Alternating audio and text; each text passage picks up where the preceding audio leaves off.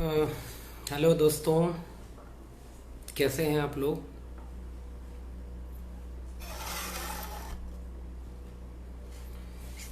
आज Facebook live श्रृंखला के दूसरे भाग में सामाजिक न्याय की पाठशाला में आप सभी का स्वागत है।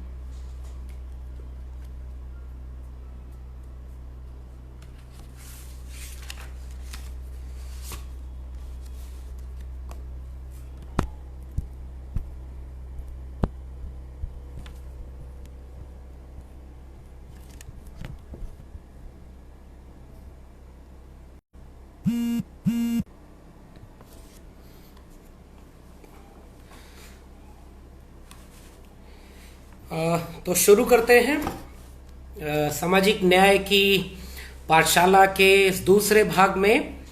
आज हम लोग गुलामगिरी के बहाने ज्योतिबा फूले पर बातचीत करेंगे।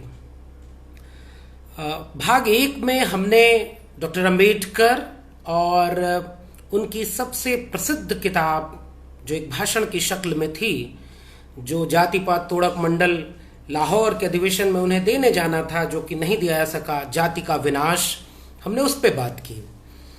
आज भाग दो में हम डॉक्टर अंबेडकर जैसे अपना गुरु मानते थे, सामाजिक न्याय की वैचारिकी में एक ऐसा शख्स जिसने समाज सुधार आंदोलनों के ज्ञात इतिहास में एक बहुत बड़ी लकीर खींची, जिसे उपेक्षित किया गया।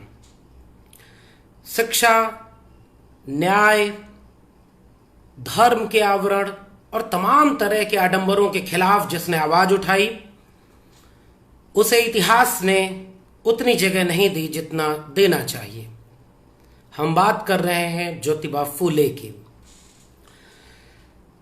महाराष्ट्र के पुणे में महाराष्ट्र का अपना एक इतिहास रहा है, दलित आंदोलन का, सामाजिक सुधार आंदोलनों का। और हम देखते हैं कि भक्ति आंदोलन रहा हो, ज्ञानदेव, नामदेव, तुकाराम का आंदोलन रहा हो, और उसके बाद एक लंबी परंपरा रही हो जहां महाराष्ट्र में एक बहुत विस्तार से सामाजिक सांस्कृतिक परिवर्तन की बुनियाद रची गई। लेकिन उस बीच में पेशवाई का एक शासन आता है। बाजीराव द्वितीय के बाद जो जातिवाद था उसका चरम दिखने लगा। बाजीराव द्वितीय के बाद पूरा मंत्रिमंडल, राज्य की शासन व्यवस्था और सामाजिक सांस्कृतिक प्रतिष्ठानों पर एक ही जाति का दबदबा कायम हो गया, और वो थी ब्राह्मण जाति।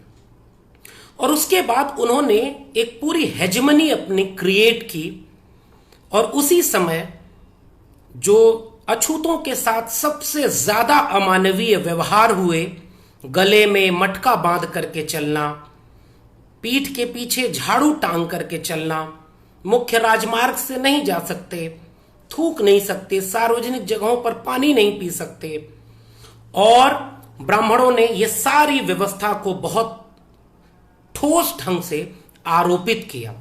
यानी सबसे अमानवीय दौर जो था, उस दौर में ज्योतिबा फूले का परिवार इस पूरे पेशवाई तंत्र को अपने सामने देख रहा था। पिता गोविंदराव और माता चिमड़ाबाई के घर 11 अप्रैल 1827 को दो बच्चों में से एक बच्चे का जन्म होता है, जिसका नाम उन्होंने ज्योति रखा। ज्योति जिस दौर में पैदा हुए थे, वो दौर इसी ब्राह्मणवादी हेजिमनी का दौर था। पेशवाई तंत्र के चलते जो अमानवीय स्थिति हो गई थी, उसका दौर था। वहां एक लड़का पैदा होता है, बचपन में बाल विवाह था, तो 13 वर्ष की उम्र में उनकी शादी कर दी जाती है सावित्री जी से, जिन्हें बाद में हम सावित्रीबाई फूले के नाम से देखते हैं। और एक उनके बिना ज्योतिबा फूले का पूरा संघर्ष पूरा नहीं होता। किसान कामगार जातियों के बीच इनका परिवार पेशेगत तौर पे माली का काम किया करता था, यानी ये जाति से माली घर में पैदा हुए थे। और उस वक्त इनका कुल गोत्र था गोहे, जो फूलों के व्यापार के चलते बाद में फूले से जुड़ा और आज भी हम ज्योतिराव फूले यानी ज्योतिबा फूले के नाम से जानते हैं।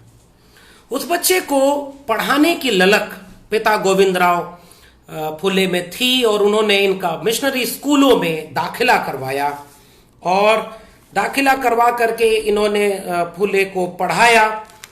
और प्राथमिक शिक्षा पूरी करने के बाद ज्योतिबा फूले के पिता एक बात सोचते थे कि क्या पढ़ाई की अहमियत है।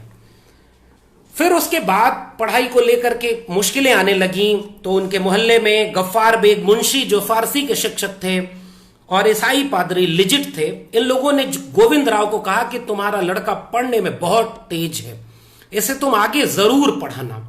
फिर उन्होंने ज्योति का एडमिशन स्कॉटिश मिशनरी स्कूल में कराया, जो कि कॉलेज की डिग्री पाने के लिए आगे आगे बढ़ता है।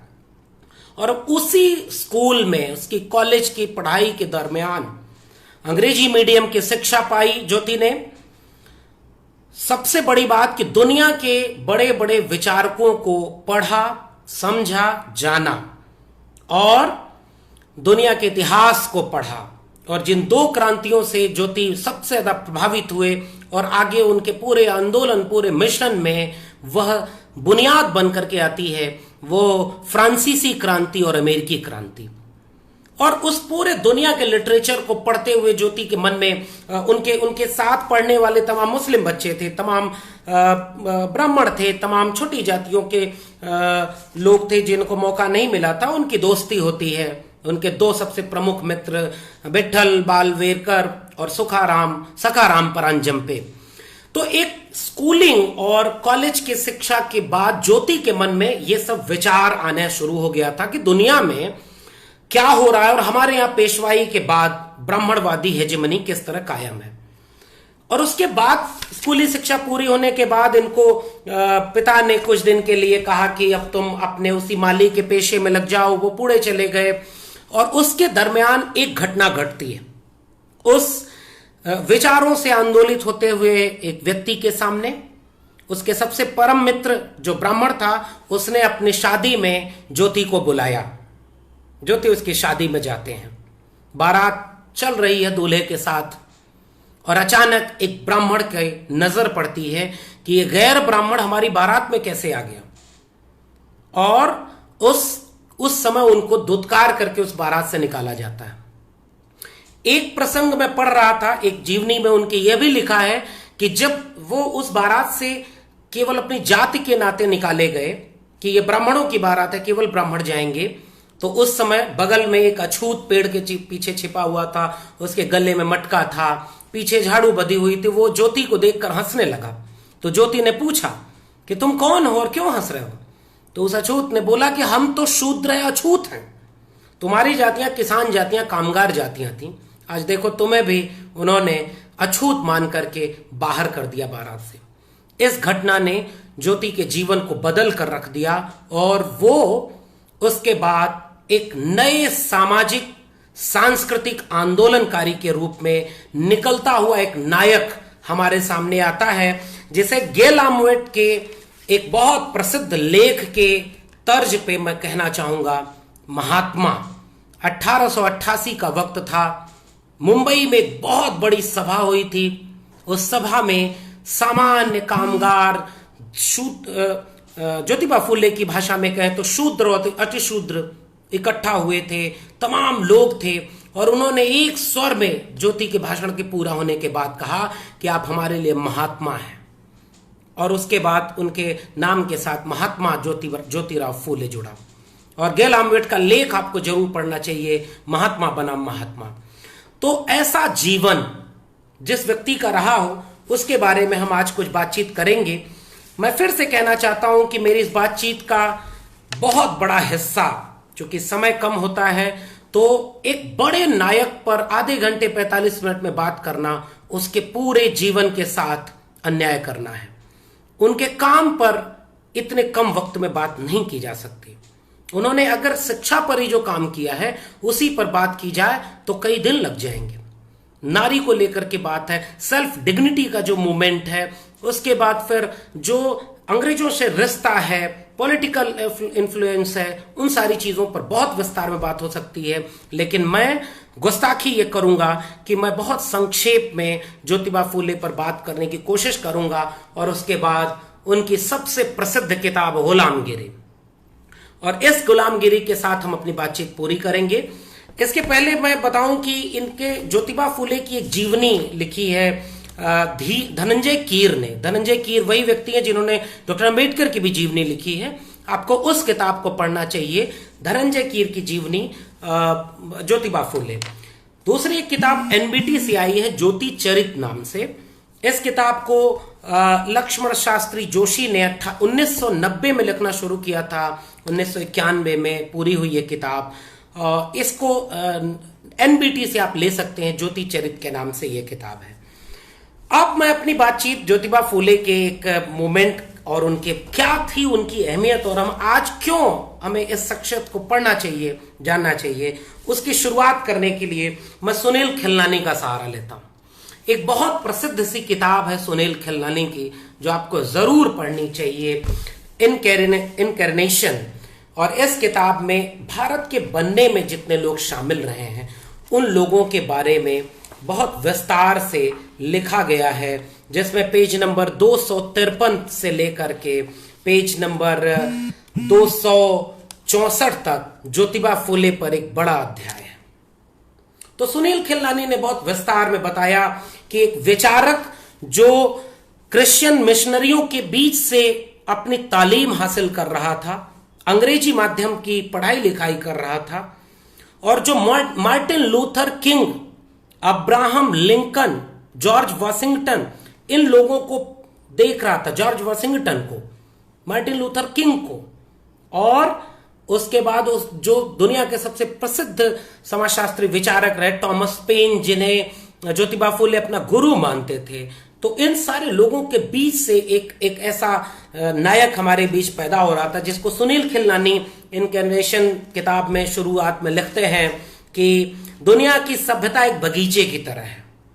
हर वक्त उस बगीचे में एक माली की जरूरत होती है जो खरपतवार को काटता है, बेतरतीबियों को सहेजता है और उस बगीचे को खूबसूरत बनाता है। ज्योतिबा फूले भारतीय समाज के लिए माली तबके से आए हुए एक ऐसे माली थे जिन्होंने फूलों का व्यापार ही नहीं किया, साग सब्जी की दुकानें ही नहीं की। उन्होंने इस मानव भारतीय संस्कृति को एक बौद्धिक रूप से नए आयाम में चुनौती दी। ज्योतिबा फूले ने एक सामाजिक और सांस्कृतिक विचार विमर्श खड़ा किया जिसकी परंपरा फूले से, बुद्ध से लेकर के महाराष्ट्र के सामाजिक आंदोलनों की बनी बनाई परंपरा थी, उसे व्यवस्थित किया। तो आज हम उस नायक पर बात कर रहे हैं जिसे अंबेडकर अपना गुरु मानते थे, जिसने इस पूरे एक किताब से उस जमाने के तमाम बड़े स्थापित नामों को चुनौती दी थी।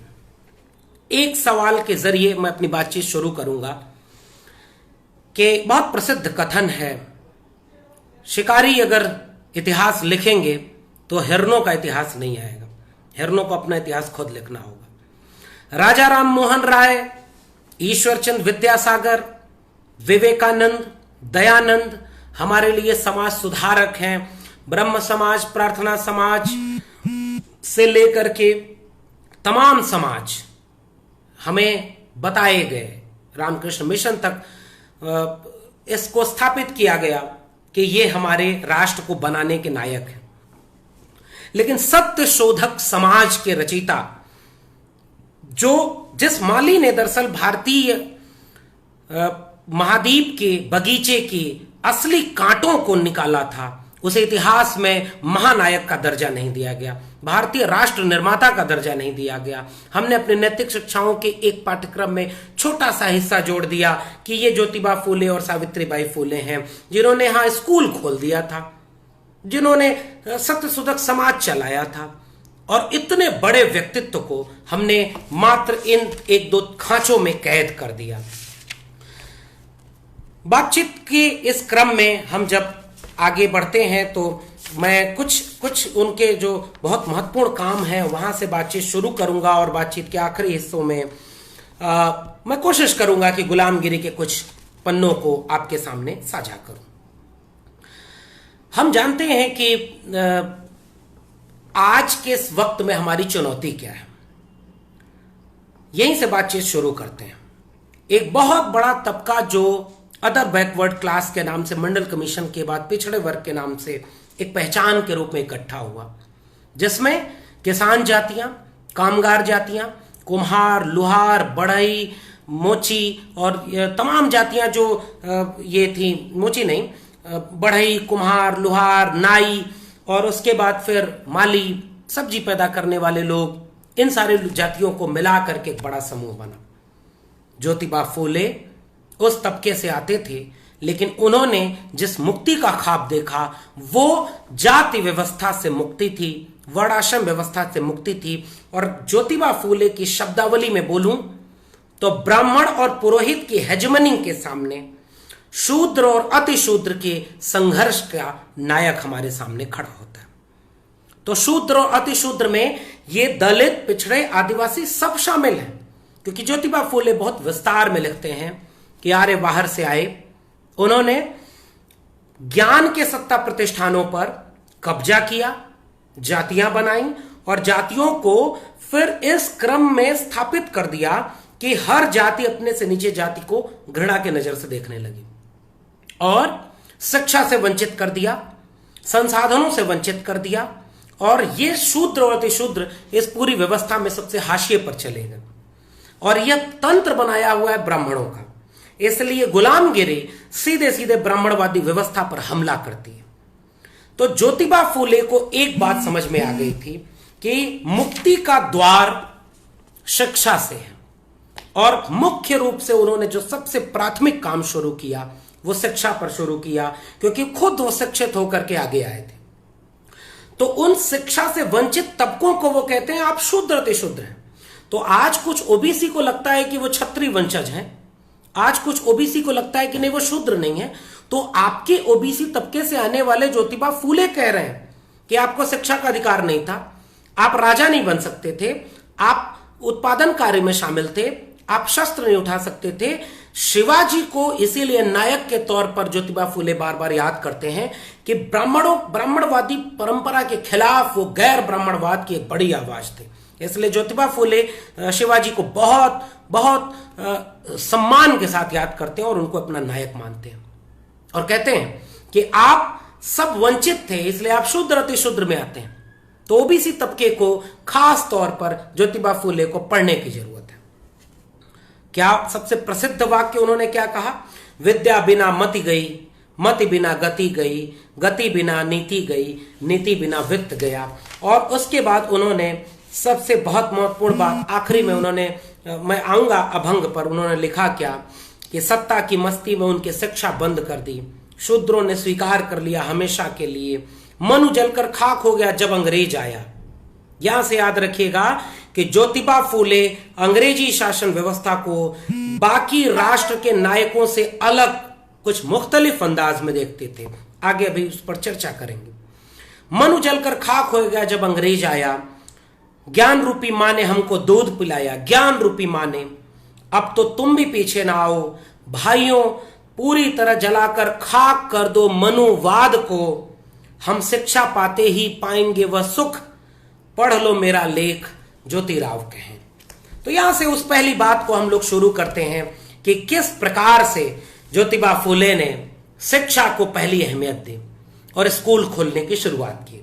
उनके मित्र उस्मान शेख ने जमीन दी और उन्होंने पहली बार लड़कियों के लिए स्कूल खोला जो 1848 में शुरू होता है। और उस स्कूल में जो जमीन थी वो पुराने गंजपेट मोहल्ले में अपने दोस्त गोविंद के जरिए उन्होंने दूसरा स्कूल खोला और तीसरा स्कूल 1851 में खोला।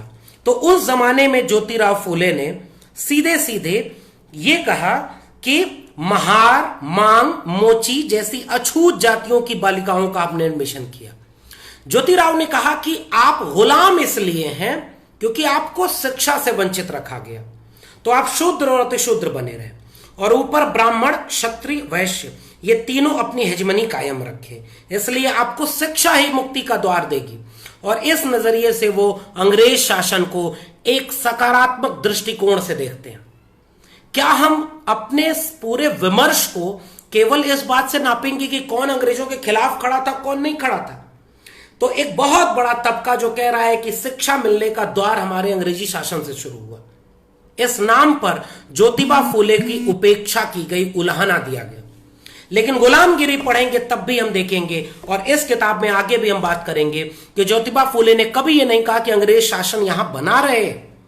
यह ज्योतिबा फूले की एक पॉलिटिकल टैक्टिस थी कि इसी टैक्टिस के आधार पर उन्होंने 1857 के स्वतंत्रता आंदोलन का विरोध किया था, और उन्होंने कहा कि अगर स्वतंत्रता आंदोलन में तुम जीत जाओगे तो वही पेशवाई का जो ब्राह्मण राज है वो स्थापित हो जाएगा। हम शिक्षा से, जमीन से, अपने काम के पेशों से वंचित कर दिए जाएंगे, इसलिए हमें अंग्रेज राज में बराबरी की जरूरत है। और हमारे इतिहास में क्या हमें बताया गया कि ज्योतिराव फूले तो अंग्रेज परस्त थे, ज्योतिराव फूले तो आजादी के आंदोलन के विरोधी थे।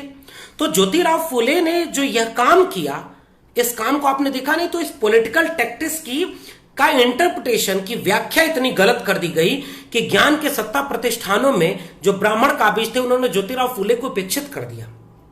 अभी हम आएंगे कि जिस दौर में ज्योतिराव फूले लड़ रहे थे उस दौर में ब्राह्मण किस तरह उनके खिलाफ थे।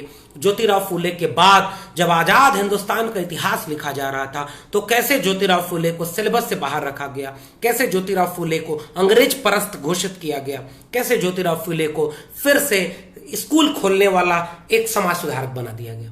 जबकि इस ज्योतिराव फूले सामाजिक न्याय की वैचारिकी की बुनियाद रचते हैं, जो पूरे देश को एक बड़ा महत्वपूर्ण सामाजिक और फ्रांसीसी क्रांति के शब्दों में कहें, जिसे ज्योतिराव फूले बार बार बहुत शिद्दत से याद करते हैं, स्वतंत्रता, समानता, बंधुत्व, वैसा राज बनाना चाह रहे थे। तो हमने अपने राष्ट्र नायकों के साथ अन्याय किया है। तो 3 स्कूल खोले, और तीनों स्कूल खोलने के बाद उनको उनके पिता के यहां ब्राह्मण लोगों की बैठक हुई, और पिता से कहा गया कि यह धर्म विरुद्ध काम है, कि ये शिक्षा का द्वार खोल रहा है उन नीची जातियों और लड़कियों के लिए। तो गोविंद राव ने अपने बेटे को घर से निकाला और यह कहा कि तुम जो कर रहे हो वो करो, मुझे उससे कोई दिक्कत नहीं, लेकिन तुम मेरा घर छोड़ दो। और गोविंद राव ने ज्योतिराव को घर से निकाला और उन्होंने कहा कि अगर सावित्री तुम्हारे साथ जाना चाहती है तो साथ ले जाओ। सावित्रीबाई फूले और ज्योतिबा फूले दोनों घर छोड़ करके चले जाते हैं, लेकिन अपने मिशन को आगे बढ़ाते हैं, 3 स्कूल स्टेब्लिश करते हैं। क्या हमने ज्योतिबा फूले, सावित्रीबाई फूले को अपने एजुकेशन की हिस्ट्री में पढ़ा? क्या हमारे लिए शिक्षा के नायक ज्योतिबा फूले बने? क्या स्त्री विमर्श ने ज्योतिबा फूले, सावित्रीबाई फूले को वो जगह दी? ये सवाल आपके पास छोड़े जा रहा हूं इस कथन के साथ। स्कूल में जब शिक्षा होने लगी तो ब्राह्मणों ने महासभा बुलाई और पर्चे लगवा दिए पूरे मोहल्ले में, और उस पर्चे पर सुनील खिलनानी उसका एक कार्टून बना करके पेश करते हैं। मैं उस कार्टून को आपको दिखाना चाहूंगा, आप समझें कि जहर कैसे बना था। सुनील खिलनानी अपनी किताब में इनकैर्नेशन में ये देखिए कार्टून बनाते हैं, शायद आपको उल्टा दिख रहा होगा। उस कार्टून पे जो लिखा है वो मैं पढ़ता हूं। जो सावित्रीबाई फूले की फोटो बनी हुई है और उस पर लिखा हुआ है wanted Savitribai Phule the educating Shudra and anti Shudra girls, ये अति शूद्रा गर्ल, सॉरी। और ब्राह्मण लोग चोटी लगाए हुए, चोटी पहने हुए घरों पर ये पोस्टर लगा रहे हैं। ये काम किया गया था जब इन्होंने स्कूल खोले थे। बाकी वो किस्सा अगर आपने पढ़ा होगा तो जानते होंगे।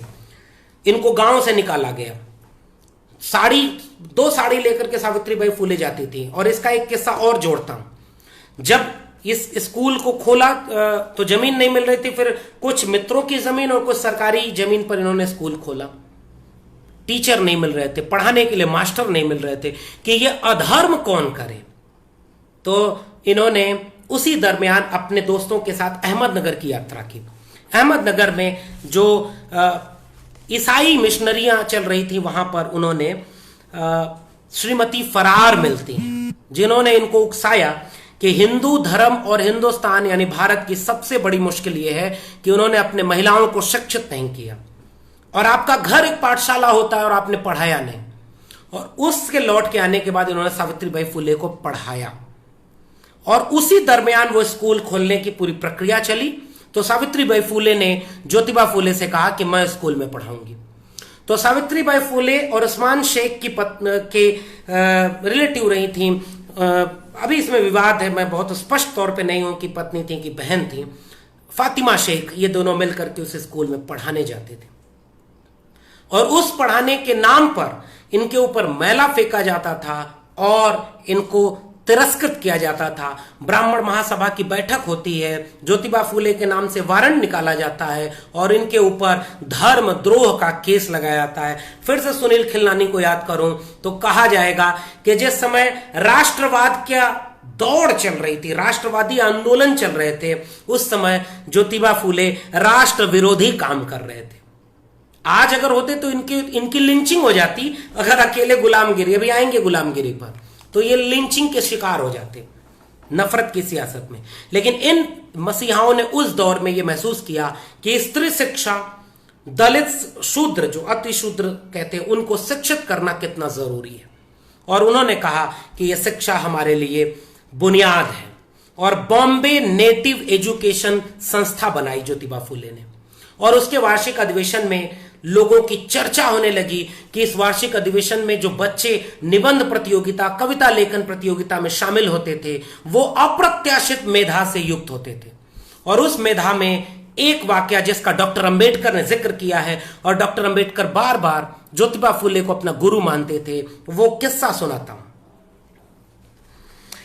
एक बार 1851 में ऐसे ही वार्षिक सम्मेलन लड़कियों के स्कूल का हो रहा था, जो ज्योतिबा फुले, सावित्रीबाई फुले चलाते थे। उस सम्मेलन में एक 14 साल की महार लड़की, इस घटना का जिक्र डॉक्टर अंबेडकर ने भी किया है, और डॉक्टर अंबेडकर इस घटना को बहुत महत्वपूर्ण मानते थे। उन्होंने कहा कि महार जाति की लड़की ने एक निबंध पढ़ा था। उस निबंध का कुछ हिस्सा मैं आपको सुनाता हूं। ब्राह्मण लोग कहते हैं कि अन्य जाति के लोगों को वेद नहीं पढ़ना चाहिए। इसका मतलब यह हुआ कि हमारे लिए कोई धर्म ग्रंथ नहीं है, तो क्या फिर हम धर्म रहित हैं? हे भगवान, हमें यह बतलाओ कि हमारा धर्म कौन सा है। हे प्रभु, तूने हम पर कृपा कर यहां दयालु अंग्रेज शासन भिजवा दिया, उनके कारण हमारे वंश में वृद्धि हो रही है। अंग्रेजों के आगमन से पहले यह ऊंची जाति के लोग हमसे जरा सा अपराध होने पर महार मांग जाति के लोगों की गर्दन छांट देते थे। हम गुल टिकड़ी के आम बाजार में घूमने की इजाजत नहीं थी, वह आजादी अब मिल गई। और इस निबंध की चर्चा इतनी होती है, और वहां जो अंग्रेज अधिकारी आते हैं वो आश्चर्यचकित होते हैं कि यह जो तालीम दी जा रही है, ये बारीक समझ है हिंदू शास्त्रों के कर्मकांड का, झूठ का और पुंगापंथी का। और वो ये कहती है कि जब हमारे लिए कोई धर्म नहीं मानने के दिया, हमारे लिए मंदिर नहीं, हमारे लिए देवता नहीं, तो फिर हम हिंदू कैसे? और इस 14 साल की बच्ची का, महार बच्ची का जिक्र अंबेडकर करते हैं। इस पूरी प्रक्रिया में जो पूरा एक एजुकेशन हब की तरह से पुणे को बनाया इन्होंने भी ज्योतिबा फुले ने, तो यह ज्योतिबा फुले का सबसे प्राइमरी और सबसे बुनियादी काम था। शिक्षा, लड़कियों के लिए शिक्षा, और घर की महिलाओं को पढ़ाने की बात। और इसके चलते उनको उपेक्षित किया गया। ब्राह्मण महासभा की बैठकों में उनका मजाक बनाया जाता था, उनके ऊपर हमले होते थे, कटाक्ष किए जाते थे। और उसके बाद फिर से इन्होंने अपने इस चीज को आगे ही बढ़ाया, और students literary and scientific society नामक संस्था बंबई में बनाई गई, और उसके बाद इन्होंने इस पूरे मुहिम को आगे बढ़ाया। ज्योतिबा फुले इसके बाद सेल्फ डिग्निटी मूवमेंट कर रहे थे, और किताबों के साथ एक और चीज है, किताबें लिखते और पत्र निकालते थे। देशबंधु नाम से बहुत प्रसिद्ध पत्र निकालते थे और उसमें आलोचना करते थे। जीवनी से जुड़ा हुआ एक हिस्सा शिक्षा से जुड़ा हुआ है, इसलिए उसको भी अभी कह देता हूं। गोविंद राव की मौत होती है, पिता थे गोविंद राव, और उस समय ब्राह्मणवादी कर्मकांड के बिना एक भी गतिविधि हिंदू घरों की नहीं होती थी, सो कॉल्ड हिंदू घरों की। ज्योतिराव ने मना कर दिया। कि हमारे यहाँ कोई पौरोहित कर्म नहीं होगा। और गोविंदराव पिता की मृत्यु के बाद उन्होंने अपने अपंगों को, विकलांगों को और शूद्रों और अतिशूद्रों को बुलाकर खाना खिलाया। और उसके बाद उन्होंने ये कहा कि आपकी मुक्ति किताब देगी। और उस दिन जैसे हम लोग अपनी भाषा में तेरही कहते हैं ना, तो उन्होंने तेरही नहीं मनाई और उन अशूद्रों को खाना खिलाया और जाते समय किताब भेंट की। तो ये है कलेवर। और आज ओबीसी, एससी, एसटी जातियां कहां फंसी हुई हैं? सारे ब्राह्मणवादी कर्मकांड को माने हुए। और गुलामगिरी में ज्योतिबा फूले साफ कहते हैं कि उनकी सफलता यह है कि उन्होंने तुम्हें पढ़ने नहीं दिया और अपने कर्मकांडी पोंगापंथी विचारों को तुम्हारे ऊपर थोप दिया और तुम उन्हें ढो रहे हो अपने कंधों पर, इसलिए तुम्हें उससे मुक्त होना होगा। तो ये एजुकेशन, एक बहुत बड़ा एजुकेशनिस्ट जिसने इस देश के बनने की बुनियाद रखी, हमने उन्हें कभी एजुकेशन के लिहाज से अपनी पूरी परंपरा में शामिल नहीं होने दिया। ज्योतिबा फूले के सारे स्कूल 1870 तक जाते जाते बंद होने लगे। पैसे नहीं हुआ करते थे, लेकिन उन्होंने क्रांति की शुरुआत कर दी थी। लोग अपने घरों में पढ़ने पढ़ाने लगे थे और काम आगे बढ़ निकला था। जिस लड़ाई को उन्होंने आगे बढ़ाया वो आगे बढ़ना शुरू हो गई थी। उसके साथ एक वाकया इनके जीवन से बड़ा दिलचस्प जुड़ा हुआ है। जब ये पूरा एजुकेशन का रिफॉर्म शुरू हुआ और उसके साथ उन्होंने उसी दरमियान पत्र लिखना शुरू किया और पत्रों में ब्राह्मणवादी, देशबंधु उनका बहुत प्रसिद्ध पत्र था, और उसको लेकर के समाज सुधार के सेल्फ डिग्निटी मूवमेंट खड़ा किया, आत्मसम्मान आंदोलन ज्योतिबा फूले ने, यानी हमारी डिग्निटी है कि नहीं। और यह विचार उनको फ्रेंच रिवॉल्यूशन से मिला था, फ्रांसीसी क्रांति से, स्वतंत्रता, समानता और बंधुत्व का।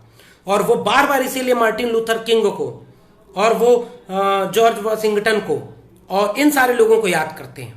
और अपनी गुलामगिरी को उन्होंने अमेरिकी निग्रो को ही समर्पित किया है। तो इस पूरे के दौर में उन्होंने भारत के शूद्रों और अतिशूद्रों को सेल्फ डिग्निटी का मूवमेंट शुरू किया। और उस सब मूवमेंट के तहत उन्होंने सत्यशोधक समाज फिर आखिरी में बनाया। और सत्यशोधक समाज के साथ जो गुलामगिरी की वैचारिकी थी उसको स्थापित किया कि किसी भी कर्मकांड के बिना हम अपना हर काम करेंगे।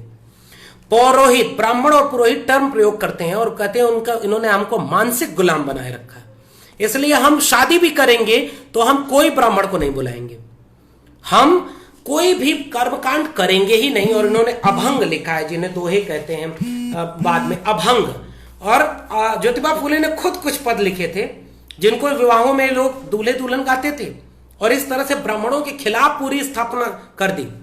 तीसरी एक बात और जुड़ी थी, जिन्होंने विधवा विवाह की बात की और जिस पर महादेव गोविंद रानाडे से एक बहुत लंबा विमर्श खड़ा हुआ ज्योतिबा फूले का। महादेव गोविंद रानाडे बहुत बड़े नाम हुआ करते थे और उन्होंने उस जमाने में तमाम समाज सुधार के काम किए थे और उस काम में बहुत लोकप्रिय थे।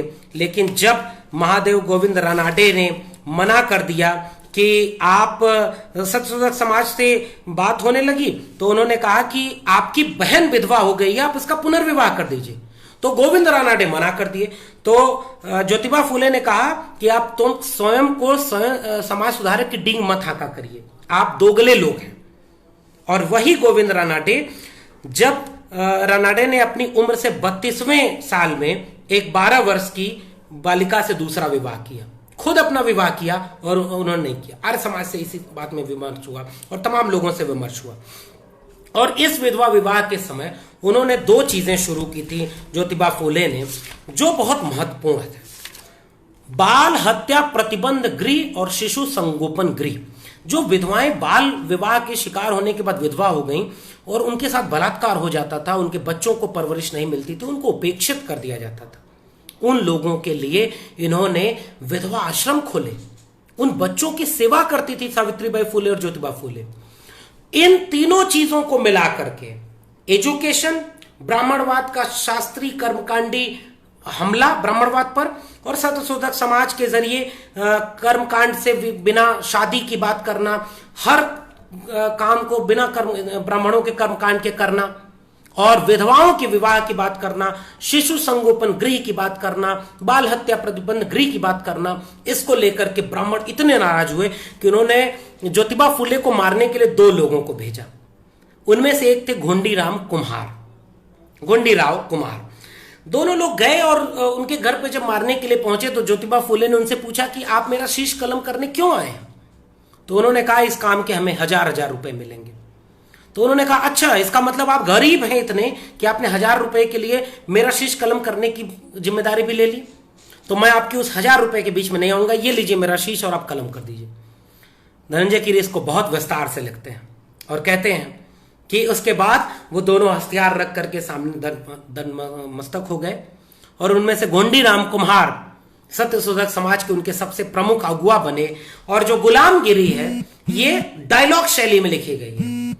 तो जो सवाल पूछने वाले गोंडीराम कुम्हार हैं वो वही हैं गुलामगिरी के जो ज्योतिबा फूले की हत्या करने ब्राह्मणों द्वारा उनके घर भेजे गए थे। और कुम्हार को चुना गया था, किसी ब्राह्मण ने खुद आकर के हत्या की जिम्मेदारी नहीं ली। आज भी इन जातियों के लोग आपस में ही एक दूसरे की हत्या करने के लिए मोहरे बनते हैं। वो गोंडीराम कुम्हार के जरिए इन्होंने पूरा विस्तार में गुलामगिरी की बात की। अब एक और अहम बात जो ज्योतिबा फूले के बारे में कभी न पढ़ने दी गई और जब न पढ़ाई गई, हमने जैसे डॉक्टर अंबेडकर के लिए कहा कि डॉक्टर अंबेडकर को दलितों का मसीहा, आरक्षण का मसीहा, संविधान का ड्राफ्टिंग कमेटी का चेयरमैन, इतना ही खांचे में बनाया गया। लेकिन इन लोगों के पास जो श्रमिकों को लेकर के चेतना थी, मजदूरों को लेकर के जो काम किया, इसको कभी पढ़ने नहीं दिया गया। मैं आपसे सवाल करता हूं, क्या आपको पता है कि किसानों के लिए ज्योतिबा फूले ने कुछ काम किया है? मजदूरों के लिए मिल आंदोलन की अगुवाई की थी बंबई में ज्योतिबा फूले ने, कभी आपको पढ़ने दिया गया? इसीलिए तो ज्योतिबा फूले को सिलेबस से बाहर रखा गया और महात्मा को दूसरे महात्मा से रिप्लेस किया गया। आर्य समाज, ब्रह्म समाज, प्रार्थना समाज को जितना आप जानते हैं, क्या उतना आप सत्यशोधक समाज को जानते हैं? ईमानदारी से ये सवाल खुद से करिए। आइए देखते हैं कि उन्होंने ब्राह्मणवाद और इन सब की आलोचना के साथ असल में क्या किया। मजदूरों के लिए उन्होंने, वो दौर था जब उस समय कई अकाल पड़े थे और किसान के कुछ विद्रोह हुए थे। उन्होंने एक विद्रोह के समय धनकवाड़ी कैंप में, अकाल के समय धनकवाड़ी कैंप में हजारों बच्चों के, भूखमरी के शिकार बच्चों के लिए ठहरने और खाने का इंतजाम किया। और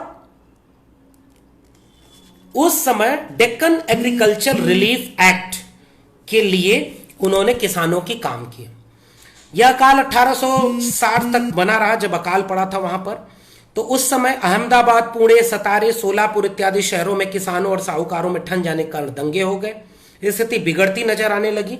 साहूकार लोग किसानों को कर्ज देते समय दस्तावेजों पर ज्यादा रकम दिखवाने लगे। लोगों ने उनकी धूर्तना नहीं सही, शिकायत हुई और ज्योतिबा फूले उस आंदोलन में शरीक होते हैं और किसानों के लिए डेक्कन एग्रीकल्चरिस्ट रिलीफ एक्ट बनता है। क्या आपने पढ़ा क्या कभी कि ज्योतिबा फूले किसानों के नेता भी थे? नहीं पढ़ने दिया गया। आगे उसके बाद उन्होंने 1869 में ये कहा कि खाद और बीज की बात की कि किसानों को खाद और बीज नहीं मिली। ज्योतिबा फूले ने कहा कि किसानों को पढ़ने का हक नहीं मिला, किसान जातियों को, और इसकी वजह से उनके पास टेक्निक नहीं डेवलप हुई और वो इस पूरे पेशे को जितना अच्छा कर सकते थे वो अच्छा नहीं कर पाए। इसलिए उन्होंने किसानों के शिक्षा की बात की। और उसके बाद दूसरी बात मजदूरों की बात थी। एक वाकया पढ़ता हूं, मजदूरों के लिए ज्योतिबा फूले क्या सोचते हैं। इन दिन इस मिल मजदूरों के दिन में 14-14 घंटों तक अपना खून पसीना एक करना पड़ता था। देशबंधु अखबार जो ज्योतिबा फूले निकालते थे, उसने इस बात की ओर ध्यान खींचा। अखबार में यह बार बार दोहराया गया कि मजदूरों को एक ही हालत में घंटों काम करने के लिए जुटा रहना पड़ता है। लेकिन मिल मालिकों का कहना था कि मिल मजदूरों को बारी बारी खुली हवा में घूमने दिया जाता है, हम उन्हें आराम करने का अवसर देते हैं। इस पर दीन बंधु में ज्योतिबा फूले ने जवाब दिया कि मिल मजदूर अगर मिल से बाहर आ जाता है तो हर मजदूर को इसके लिए 4 आना दंड दिया जाता है, आराम नहीं मिलता। छोटे छोटे बालक सारा दिन मिल में काम करते हैं। इन सारी शिकायतों की जांच करने के लिए सतत 75 में कमेटी बनी और उसके बाद देशबंधु अखबार मजदूरों की आवाज का बुलंद आवाज बन के सामने आया। यानी किसान और मजदूर की बात करने वाला ज्योतिबा फूले क्या इस राष्ट्र के नायक के बतौर स्थापित हो पाया? नहीं होने दिया गया। यह एक सबसे बड़ी बात थी। और 1880 में जाकर के उन्होंने मिल हैंड एसोसिएशन बनाई, जो हिंदुस्तान में मजदूरों की पहली एसोसिएशन थी। लिडन कमेटी बनती है और उसके सामने उन्होंने कहा, ज्योतिबा फुले ने, कि आपको गरीब किसानों और मजदूरों के लिए बात करनी होगी। और वह बात उन्होंने किसान आंदोलन और मजदूर आंदोलन को आगे बढ़ाया। हंटर कमीशन एक बहुत महत्वपूर्ण कमीशन है। हंटर कमीशन का जिक्र किए बिना ज्योतिबा फुले की बात करना अधूरा होगा। हंटर कमीशन एजुकेशन से जुड़ा हुआ था और अपने निवेदन में ज्योतिबा फुले ने जो बात लिखी थी, अगर आपने यह बात सुन ली ध्यान से तो आप समझेंगे कि एजुकेशनिस्ट फुले सोचते क्या थे। सरकार कुछ ऐसे मधुर अपने सपने सजे हुए हैं कि ऊंचे तबके के लोग पढ़ लिख कर नीचे के तबके में जीने वाले निरक्षर लोगों में शिक्षा का प्रसार करेंगे। इस सुहाने सपने में खोई सरकार गरीब किसानों से जो लगान वसूल करती है, उस सारी रकम से हासिल की गई कमाई वरिष्ठ वर्ग के शिक्षित करने के लिए लुटाती है। सारे विद्यावान धनवानों के बेटों को शिक्षित करते हैं, उनकी भौतिक उन्नति में सहायक होते हैं, लेकिन ये पढ़े लिखे अमीरजादे विद्यालयों में सुशिक्षित होकर निकली संपन्न घरानों की संतानें अपने देशवासियों की उन्नति के लिए कभी कोई योगदान नहीं देते। इन विद्यापीठों से उपाधियां प्राप्त करके निकले नौजवानों ने आम जनता के लिए क्या किया? क्या उन्होंने खुद अपने घर पर या कहीं पर भी कोई पाठशाला शुरू की अनपढ़ अनाड़ी बांधवों के लिए? ये सारी बात उन्होंने लिखा। राष्ट्र के कल्याण की मुक्ति शिक्षा से होती है, इसलिए आप शिक्षित लोगों की जिम्मेदारी तय करिए। और देशबंधु में सवाल करके हंटर कमीशन के आगे रिप्रेजेंटेशन देते हैं ज्योतिबा फुले। ज्योतिबा फुले एजुकेशन को मुक्ति का द्वार मानते हैं और एजुकेशन न मिलने को गुलामी का सबसे बड़ा कारण मानते हैं। आपने कभी इस चीज को नहीं पढ़ने दिया गया। और उन्होंने कहा इस सब पर ब्राह्मण का कब्जा है और ब्राह्मण कभी भी इन चीजों की वजह से कभी आगे एजुकेशन को फैलने नहीं देता है। किसानों को लगान वसूल करने की बात उन्होंने कहा कि आप किसानों के लगान वसूल करते हैं और उससे वसूल किए हुए पैसे को अपर कास्ट और ब्राह्मणों में खर्च करते हैं। किसान का पैसा 9/10 पैसा कभी भी किसान के ऊपर नहीं जाता। किसान भूखों मर रहा है, वह आप नहीं करते। तीसरी बात शिक्षा से जुड़ी हुई है कि वो गवर्नमेंट एजुकेशन यानी पब्लिक फंडेड एजुकेशन की हिमायती थे, जिसे आप सरकारी स्कूल कहते हैं। और अंग्रेजों को बार बार कहते थे कि आप सरकारी हाथों में शिक्षा, प्राथमिक शिक्षा, माध्यमिक शिक्षा और उच्च शिक्षा तीनों की बात करते थे। और वो कहते थे कि आप इनके हाथ में मत दीजिए जिन्होंने सदियों से हमें शिक्षित ही नहीं होने दिया। और यही बात आज भी चली आ रही है। आज जब मनुवादी रोस्टर की लड़ाई होती है, आज जब एजुकेशन को प्राइवेटाइज करने की बात होती है, तो हम ज्योतिबा फुले को नहीं याद करते, जबकि हमें एक सबसे बड़ा एजुकेशनिस्ट अगर कोई मिला है तो ज्योतिबा फुले। प्रशिक्षित किसानों को प्रशिक्षित करने की बात करते हैं और कहते हैं कि जब आप किसान, मजदूर और कामगार जातियों को शिक्षित करेंगे तो वो अपने समाज में जाएंगे, अपने परिवार में जाएंगे तो महिलाओं को शिक्षित करेंगे, समाज में जाएंगे तो समाज के निचले तबके में एजुकेशन आएगी और पूरा राष्ट्र मजबूत होगा। इसलिए आप सरकारी शिक्षा दीजिए। प्राथमिक, माध्यमिक और उच्च शिक्षा सरकारी होनी चाहिए और वो सरकार की जिम्मेदारी होनी चाहिए। इसको कभी पढ़ने नहीं दिया गया। उन्होंने कहा कि प्राथमिक पाठशालाओं की संख्या में वृद्धि हो, साथ ही जिन पाठशालाओं में शिक्षक कम है शिक्षक दिए जाए और शिक्षकों को आर्थिक मदद की जाए। किसानों से जो लगान वसूल किया जाता है उसका आधा हिस्सा प्राथमिक शिक्षा पर खर्च हो। कभी आपको पढ़ने दिया गया क्या कि किसान हितैषी, किसानों के क्रांतिकारी नेता ज्योतिबा फुले हैं? कभी मजदूरों के क्रांतिकारी नेता नहीं बढ़ाने दिया गया। इसलिए और एजुकेशनिस्ट तो कभी होने नहीं दिया गया। तो प्राथमिक पाठशालाओं को सरकारी करने की बात, सिलेबस को लेकर के ज्योतिबा फुले बार बार कहते हैं कि सिलेबस हमारे जनजीवन के बीच का होना चाहिए और साइंटिफिक टेम्परामेंट का होना चाहिए। दुनिया वैज्ञानिक प्रगति को पढ़ रही है और हम कर्मकांड पुंगापंथ को पढ़ रहे हैं, तो हम कौन सी पीढ़ी तैयार कर रहे हैं?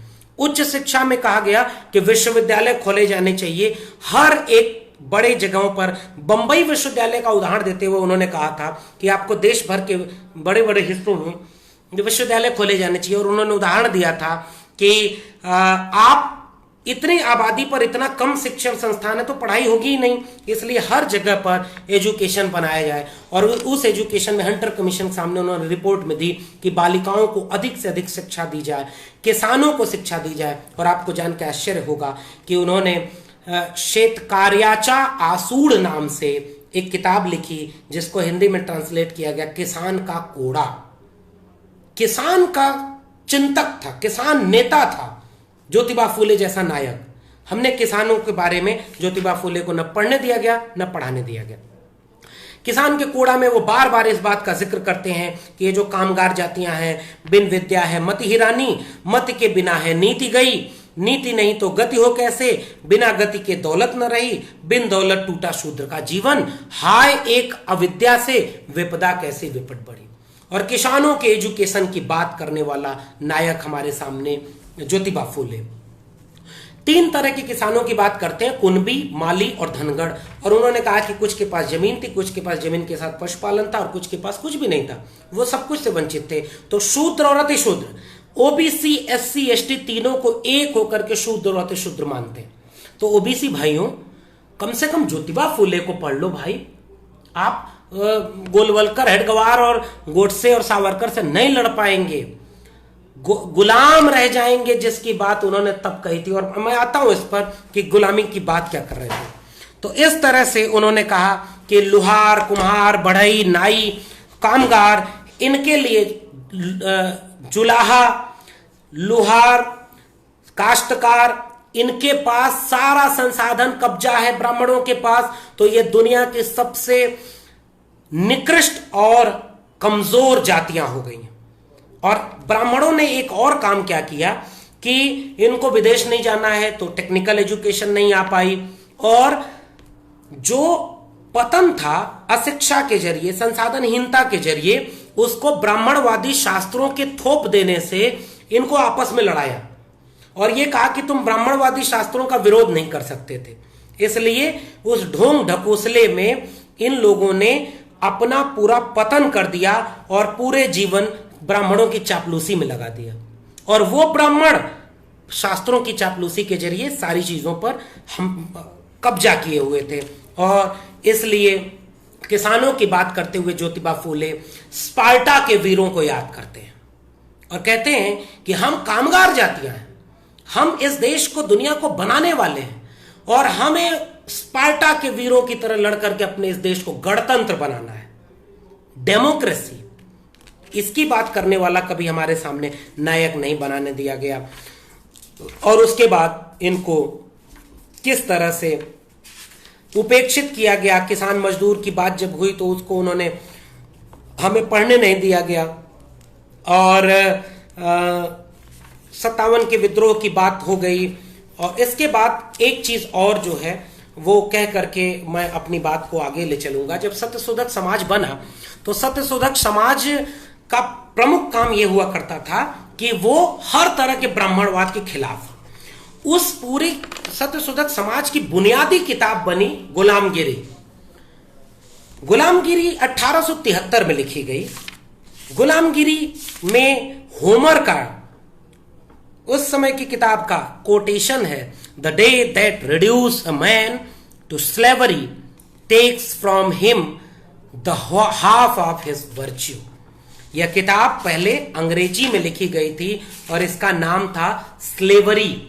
और इस किताब की एक और इंटरेस्टिंग बात बताता हूं। इस किताब को लोक हितार्थ लिखा गया और शायद आप उल्टा देख पा रहे होंगे, फिर भी मैं पढ़ रहा हूं। इस किताब की कीमत 12 आने रखी गई और इसके नीचे लिखा गया गरीब शूद्रा अति शूद्रांश 6 आने, यानी गरीब शूद्र अति शूद्रों को 6 आने में गुलामगिरी पढ़ने को मिला। तो इस गुलामगिरी को उन्होंने 1873 में पूरा किया। और इसको समर्पित किसे किया? यूनाइटेड स्टेट्स के उन महान लोगों के सम्मान में जिन्होंने नीग्रो लोगों को गुलामी से मुक्त कराने के कार्य में उदारता, निष्पक्षता और आत्मत्याग का परिचय दिया। मेरी हार्दिक इच्छा है कि मेरे देशवासी उनके इस सराहनीय कार्य का अनुकरण करके अपने शूद्र भाइयों को ब्राह्मणी जाल से मुक्त कराने में अपना सहयोग करेंगे।